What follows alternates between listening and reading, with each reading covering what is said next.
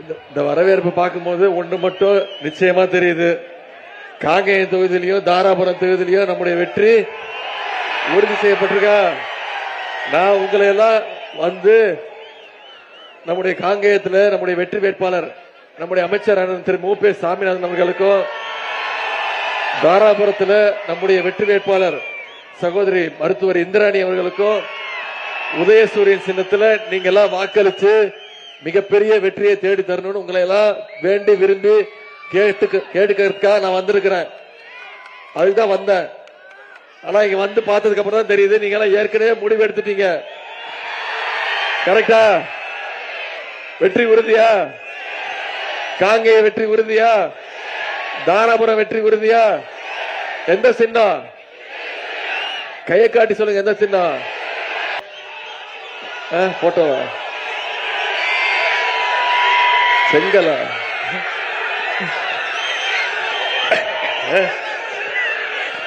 போட்டோவா? ஏன்டா அந்த போட்டோலாம் இல்ல.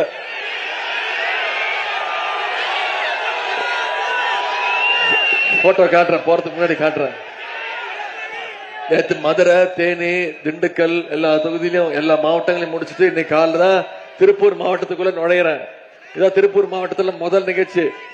உங்களுடைய எழுச்சியோ உற்சாகத்தை பார்க்கும் போது இந்த திருப்பூர் மீண்டும் திமுகவுடைய கோட்டைங்கிறத நிரூபிக்க போறீங்க. கரெக்டா? இந்த திருப்பூர் மாவட்டம் எப்பவுமே பாத்தீங்கன்னா தொழிலாளர்கள் நிறைஞ்ச மாவட்டம், தொழில் நிறுவனங்கள் அதிகமா இருக்கக்கூடிய மாவட்டம், உழைப்புக்கும் தொழில் வளர்ச்சிக்கும் எடுத்துக்காட்டா இருக்கக்கூடிய மாவட்டம் இந்த திருப்பூர் மாவட்டம். இந்த திருப்பூர் மாவட்டத்துடைய வளர்ச்சி அடுத்த கட்டத்துக்கு போகணும்னா மீண்டும் நம்முடைய திராவிட மாடல் ஆட்சி அமையணும். சங்கை கூட்டத்தை உள்ள விட்டோம்னா இந்த மாவட்டத்துடைய வளர்ச்சியை கெடுத்துடுவாங்க, அடியோடு நிப்பாட்டிடுவாங்க. தொழில் வளர்ச்சி அதிகரிக்கணும்னா, தொழிலாளர்களுடைய நலன் பாதுகாக்கப்படணும்னா அது நம்முடைய திராவிட முன்னேற்ற கழக ஆட்சியால மட்டும்தான் முடியுங்கிறத நாம அடிக்கடி உணர்த்தி காட்டியிருக்கிறோம். இதை உணர்ந்து நீங்க திருப்பூர் மாவட்ட மக்கள் கழகத்திற்கு உதயசூரியன் சின்னத்திற்கு, காங்கேயத்தில் அண்ணன் மு.பே. சாமிநாதன் உதயசூரியன் சின்னத்திலையும், தாராபுரத்தில் சகோதரி இந்திராணி அவர்களுக்கு உதயசூரியன் சின்னத்திலையும் வாக்களிச்சு இந்த 2 தொகுதியுடைய வெற்றியை நீங்க உறுதி செஞ்சு கொடுப்பீங்களா? அண்ணன் சாமிநாதன் அவர்களை பத்தி நான் உங்ககிட்ட அதிகம் சொல்ல தேவையில்லை, அவர் அறிமுகப்படுத்த வேண்டிய அவசியம் இல்லை. உங்க அத்தனை பேருக்கும் தெரிஞ்சவர் தான் அண்ணன் திரு சாமிநாதன் அவர்கள். அமைச்சராக 2 முறை மிகச் சிறப்பாக பணியாற்றியவர். இந்த காங்கேயம் தொகுதியுடைய வளர்ச்சிக்கு பல்வேறு திட்டங்களை இந்த பகுதிக்கு கொண்டு வந்தவர். 40 ஆண்டு காலம் கழகத்துல இளைஞரணியில இணைஞ்சு படிப்படியாக முன்னேறி இன்றைக்கு மாவட்ட கழக செயலாளராக, அப்புறம் இப்போ கழகத்துடைய துணை பொதுச் செயலாளராக தன்னுடைய பணி மூலம் ஒவ்வொரு படியாக முன்னேறி வருபவர். கழக பணி, மக்கள் பணி 2த்திலையும் சிறப்பா செயல்படக்கூடியவர் தான் அண்ணன் வெள்ளக்கோயில் சாமிநாதன் அவர்கள். எப்போதுமே சிரிச்ச மூஞ்சோட மகிழ்ச்சியோட யார பார்த்தாலும், இன்னொன்னு வச்சுக்கோங்க, வெறும் தேர்தலுக்கு தேர்தல் வந்து உங்களை பார்க்கக்கூடியவங்க கிடையாது. உங்க 2 பேரும் என்னைக்கும் உங்களோடு இருக்கக்கூடியவங்க, வருஷம் முழுக்க உங்களோடு உங்களுடைய சுக துக்க நிகழ்ச்சி அனைத்திலையும் பங்கேற்று உங்க குடும்பத்தில் ஒருத்தரா இருக்கக்கூடியவங்க தான் அண்ணன் சாமிநாதன் அவர்களும் சகோதரி இந்திராணி அவர்களும். இவங்களை இந்த முறை சட்டமன்றத்துக்கு அமைச்சு வச்சிருங்க, அதை மிஸ் பண்ணிடாதீங்க. அண்ணன் சாமிநாதன் அவர்கள் எல்லோரிடத்திலையும் இனிமையோடு பழகக்கூடியவர். நீங்க வெற்றி பெற வச்சீங்கன்னா இந்த காங்கேயத்துடைய வளர்ச்சியை நிச்சயம் அடுத்த கட்டத்துக்கு எடுத்து செல்வார். அதே மாதிரி இந்த காங்கேயத்துக்கு பல்வேறு திட்டங்களை, சாதனைகளை நாம செஞ்சிருக்கிறோம். எடுத்துக்காட்டுக்கு சிலது மட்டும்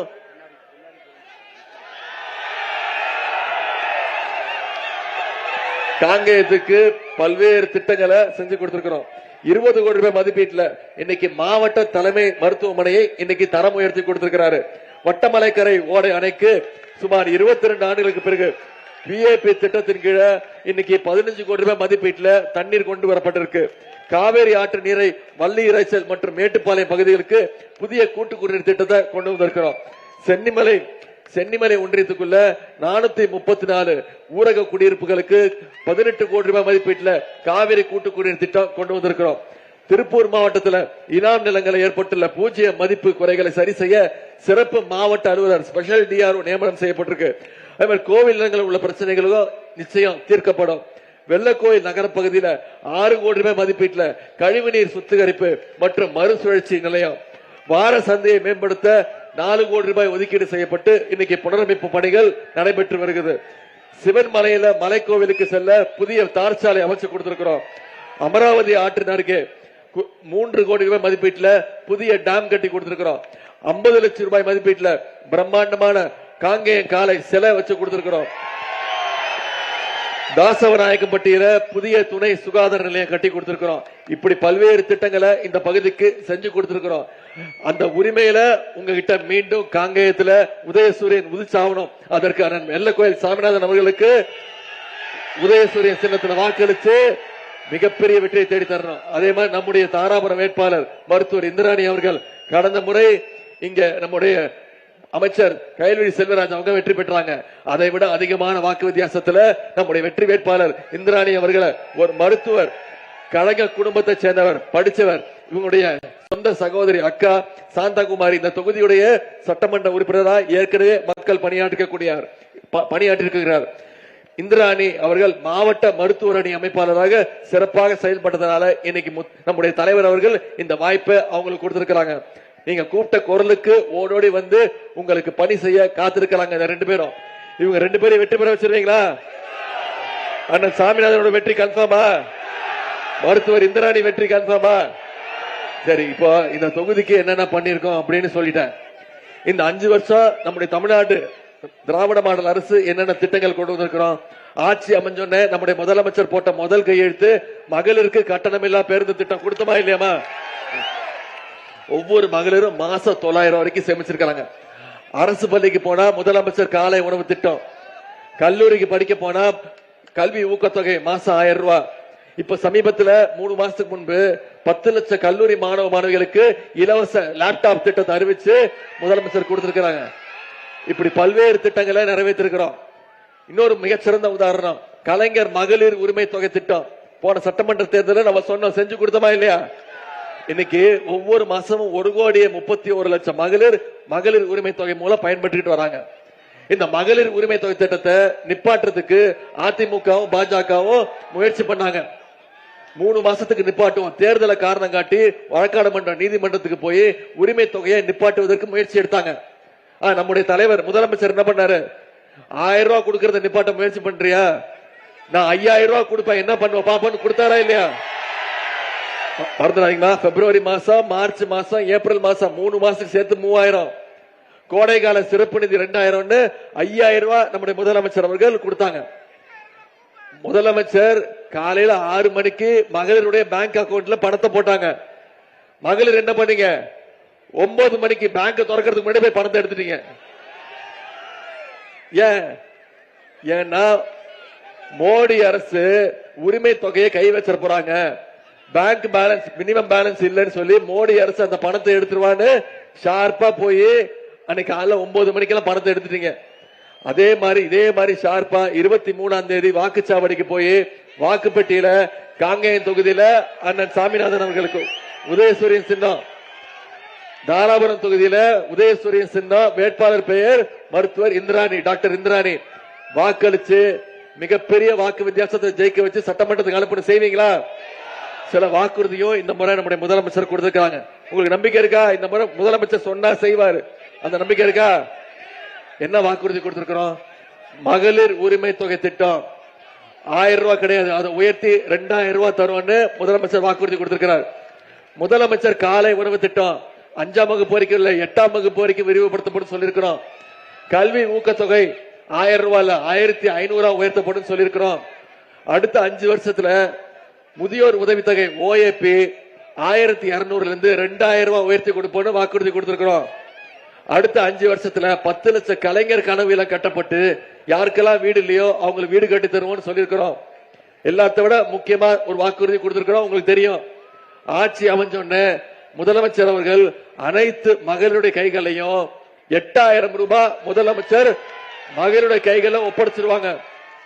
அவங்க மகளிர் அவங்க வீட்டுல அவங்களே முடிவு பண்ணிட்டோம், அவங்க வீட்டுக்கு என்ன மின்சாதன பொருட்கள் தேவைங்கிறத மகளிர் முடிவு எடுத்துக்கிட்டோம் அப்படின்னு நம்முடைய முதலமைச்சர் அவர்கள் அந்த பொறுப்பை உங்ககிட்ட ஒப்படைச்சிட்டாங்க.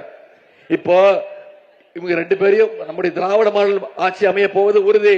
அதற்கு மேலும் வலு சேர்க்கிற விதமா அண்ணன் சாமிநாதன் அவர்களையும் சகோதரி இந்திராணி அவர்களையும் அதிகமான வாக்கு வித்தியாசத்துல ஜெயிக்க வச்சு சட்டமன்றத்துக்கு அனுப்ப செய்வீங்களா? 23ஆம் தேதி வாக்குச்சாவடிக்கு போனீங்கன்னா வாக்கு பெட்டியில ஒரே பெட்டி தான், ரொம்ப சுலபம். இங்க காங்கேயத்துல ஒரே பெட்டி, அதுல 2வது இடம் அண்ணன் மூப்பே சாமிநாதனோட பேர் இருக்கும்.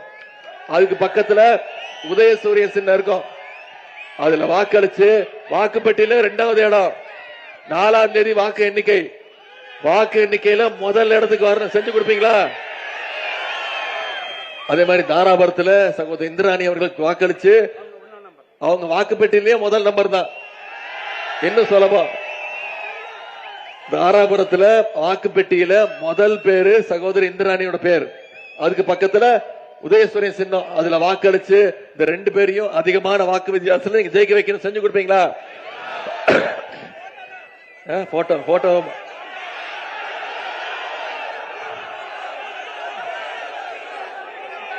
போன் கொடுப்போம். நான் என்னன்னு சொல்லிடுறேன். நீங்க அரசியல்ல ஒரு மொரட்டு பக்தரை பார்த்திருப்பீங்க, மொரட்டு தொண்டர் கேள்விப்பட்டிருப்பீங்க. ஆனா ஒரு மொரட்டு அடிமையை பார்த்திருக்கீங்களா? இவ்வளவுதான் மேட்டர் முடிஞ்சது. இதைத்தான் சொன்னேன். இத சொன்னதுக்கு தான் திரு எடப்பாடி பழனிசாமி அவர்கள் என்ன சொல்லிட்டாருன்னா, உதயநிதிக்கு எந்த அனுபவம் கிடையாது, அவருக்கு என்ன அனுபவம் இருக்குன்னு கேட்டாரு. நான் சொன்னேன், ஆமா எனக்கு அனுபவம் கிடையாதுதான், இந்த அனுபவம் எனக்கு கிடையாதுன்னு சொன்னேன்.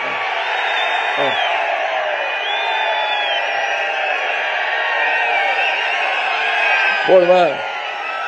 இந்த போட்டோ பார்க்க தான் அவ்வளவு ஆசைப்பட்டீங்களா? பெரிய உலக புகழ் பெற்ற போட்டோ ஆயிடுச்சு. இப்போ நான் காமிச்சில்ல, நீங்க எல்லாம் கேட்டதுனால காமிச்சேன். நீ கேட்டு என் மேல பையில கேஸ என் மேல எழுதிட்டு போயிடுவேன். அவர் எப்படி எப்படி திட்டுறாரு தெரியுமா? என்ன இப்போ கண்ணாப்பண்ணான்னு திட்டுறாரு. செத்து போயிருக்கலான்றாரு, என் உயிரை வாங்குறான் அப்படின்றாரு. இது எனக்கு தேவையா? நம்முடைய தலைவர் சொல்ற மாதிரி இதை மட்டும் ஞாபகம். வர்ற சட்டமன்ற தேர்தல் இந்தியா தமிழ்நாடு வர்சஸ் டெல்லி. டெல்லிய இந்த முறை வீழ்த்தி ஆகணும். நான் இன்னைக்கு இவ்வளவு திட்டங்கள் சொன்னேன்ல, யோசிச்சு பாருங்க. இதுக்கெல்லாம் ஒன்றிய பாஜக அரசு எந்த விதத்திலேயாவது நமக்கு உதவி இருக்கா?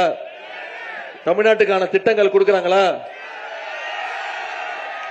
நம்ம கேட்கிற நிதியை கொடுக்கறாங்களா? எதுவுமே கொடுக்கறது இல்ல. தமிழ்நாட்டை தொடர்ந்து டெல்லி புறக்கணிச்சிட்டு இருக்கு.